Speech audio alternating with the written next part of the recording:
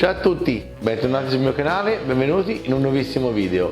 Oggi faremo una ricetta tipicamente pasquale perché si avvicina la Pasqua e quindi ho pensato di registrare questa ricetta per voi. È la torta pasqualina, è una ricetta semplice, furba, si può preparare in anticipo, si può mangiare calda, si può mangiare fredda, si può mangiare tiepida, quindi non crea nessun problema. È veramente una ricetta furba, appunto, come ho detto. Seguite fino in fondo su tutti i passaggi e non sbaglierete. Nel frattempo vi invito ad iscrivervi al canale, mettermi like e scrivermi i commenti se avete voglia di farmi anche un po' di pubblicità. Come sempre, pizza e andiamo a cucinare.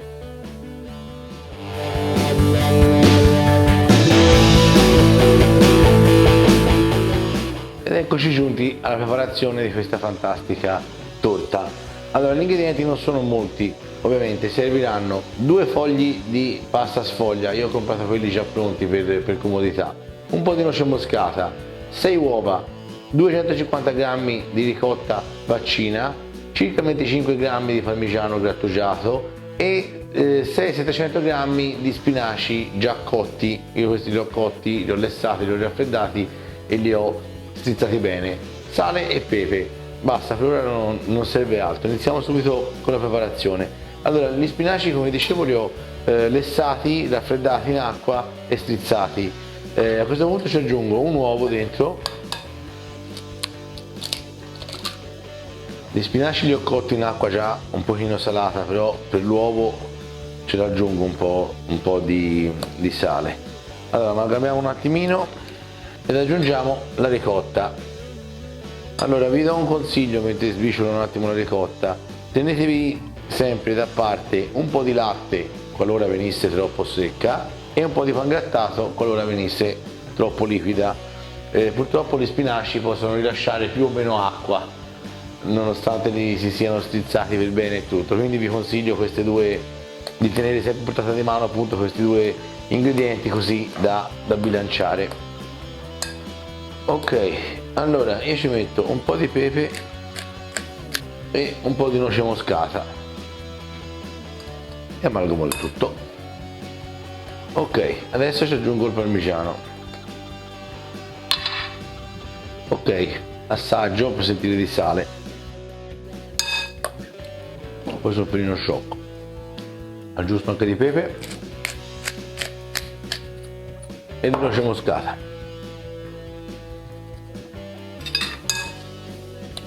Ok, non aggiungerei altro, né pangrattato né latte, perché è molto umida, si vede, si riesce a fare una pallina, a compattarla molto bene, quindi questa qui è la consistenza corretta, anche l'umidità corretta.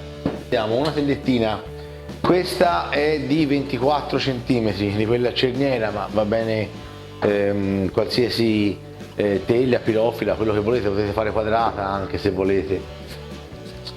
Quindi prendiamo il primo rotolo di sfoglia e lo metto sul fondo con tutta la sua carta forno, così che dopo ci agevoli a rimuoverla nella rimozione. Allora, va messo per bene nel centro, foderando tutti anche i bordi, perché è una torta con tutto il bordo anche laterale, come se fosse una torta salata praticamente. Come sempre vi dico, cercate di fare attenzione nelle pieghe di levarci la carta forno, così che non cuocia insieme e poi dopo, quando si è solidificata, non è possibile separare la carta forno dalla pasta. Prendiamo una forchetta e facciamo dei buchini sul fondo in questo modo. Ok, allora i bordi li ho ripresi e adagiamo sul fondo tutto il nostro composto. Bene, a questo punto la stendiamo bene livellandola, ricopriamo tutto, tutta la parete bassa, il fondo deve essere tutto di spinaci e ricotta. Ecco fatto. A questo punto, essendo Pasqua, andiamo ad aggiungere le uova che andranno trovate, poi dopo qualcuno sarà più fortunato di altri. Prima facciamo con il dorso di un cucchiaio, ci scaviamo, diciamo, 4 solchettini in cui ne andremo ad aprire l'uovo, così che non vadano proprio a giro e rimangano un pochino belli con la forma dell'uovo. Ecco fatto, vedete, così proprio si fa l'alloggio, diciamo, per le uova, e andiamo a metterle dentro così, facendo attenzione di non romperlo. Questo era doppio, uno dei due si è rotto ovviamente, anche questo è doppio. Guardiamo quante se ne trova di doppio a questo punto, sorpresa nella sorpresa. Anche questo è doppio, vediamo l'ultimo, doppio anche l'ultimo, quindi si accontentano tutti. Metto un pochino di sale concentrandolo solo sulle uova, perfetto, e dobbiamo a questo punto coprirla con l'altra pasta sfoglia. Allora vi do un consiglio, siccome è più grande io faccio così, la metto sopra e con una rotella per pizza o con un coltello liscio, quello che volete, ritaglio la misura che più o meno mi serve per l'interno della tortiera. Ok, quindi con una misura un pochino più umana andiamo ad adagiarlo all'interno della tortiera e a questo punto pieghiamo i bordi sigillando, facendo dei pizzicottini così. Ecco fatto. Allora a questo punto l'ultimo uovo dei 6 che abbiamo utilizzato, anch'esso doppio, lo sbattiamo un attimo e spennelliamo bene tutto il sopra della nostra bellissima torta. Ok, la torta è pronta. Adesso forno statico 180 gradi, 40-45 minuti circa. Quindi ci vediamo tra, diciamo, un'oretta, così la facciamo raffreddare un attimo per non ustionarsi durante l'assaggio. A dopo. Eccoci. Allora, alla fine ha cotto un'ora, anziché i 45 minuti come vi ho detto prima. Ci sono vari fattori, il forno non è arrivato a temperatura, il forno è grande, c'era solo lei, insomma vari fattori. Guardatela, dopo 45 minuti deve venire, ora brucerà un po', così bella doratina sopra, ok, e compatta, quindi al limite la tenete qualche minuto in più.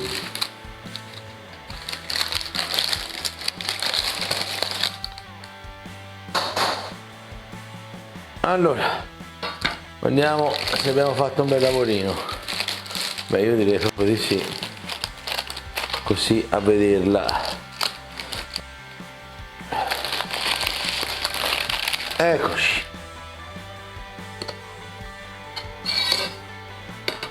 Ora è ancora troppo calda ovviamente, l'ho levata adesso, andrebbe fatta freddare almeno un quarto d'ora, 20 minuti. Ok, il risultato è questo, è bellissima. Adesso la tagliamo.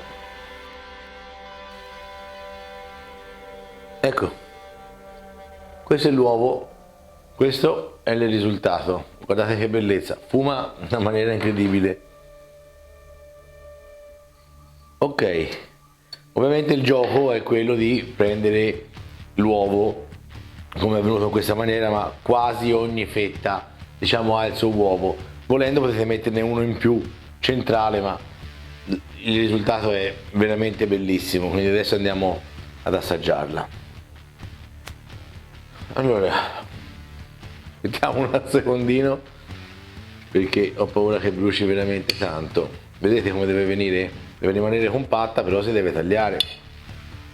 C'è un profumo incredibile.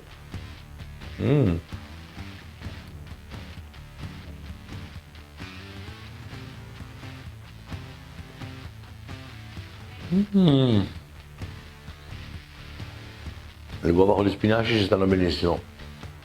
Inducio un attimo, perché faccio un ripastino qui.